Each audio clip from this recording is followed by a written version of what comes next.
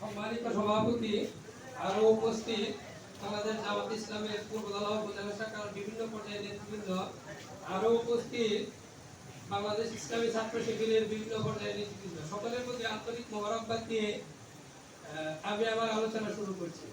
আলোচনা শুরু দিয়ে আমি মহান আল্লাহ পাকের দরবারে লাখ কোটি শুকরিয়া আদায় করছি এবং দরুদ সালাম পেশ করছি রাসূল পাক সাল্লাল্লাহু আলাইহি সাল্লামের দরবারে, এবং সেই সব ভাইদের স্মরণ করছি যারা যুগ যুগ ধরে বুকের তাজা রক্তে ভিজিয়ে দিয়ে বাংলাদেশে ইসলামী ছাত্র শিবির এবং বাংলাদেশ জামাত ইসলামের আমাদের যে লক্ষ্য, সেই লক্ষ্য পৌঁছার জন্য ত্যাগ দিয়েছেন, তাদেরকে আমরা স্মরণ করছি।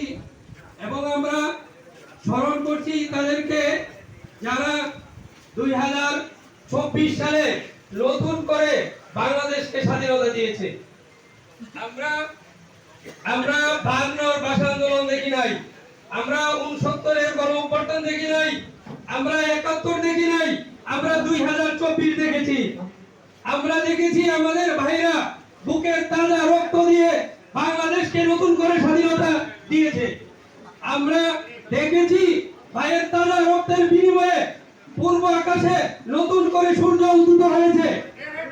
তার বিনিময়ে আমরা মুক্ত বাতাসে আমরা আমাদের আলোচনা পেশ করতে পারতেছি। এর জন্য মহান আল্লাহ পাকের দরবারে লাখ কোটি শুকরিয়া আদায় করছি, আলহামদুলিল্লাহ। আমি আমার বক্তব্য দীর্ঘায়িত করতে চাই না, আমি শুধু একটা কথাই বলতে চাই, আমরা এই সুন্দর সময়ে, এই অনুকূল পরিবেশে আমরা আমাদের যাবতীয় কর্মব্যস্ততার মাঝেও সংগঠনকে পরিপূর্ণভাবে সময় দিয়ে আমরা সংগঠনকে পূর্বদলার মাটিতে যাতে আমরা একটা আদর্শ সংগঠন এবং সর্বোচ্চ শক্তিশালী সংগঠন হিসেবে প্রতিষ্ঠিত করতে পারি, এই উদাত্ত আহ্বান রেখে আমি আমার আলোচনা শেষ করছি। সকলকে অসংখ্য ধন্যবাদ।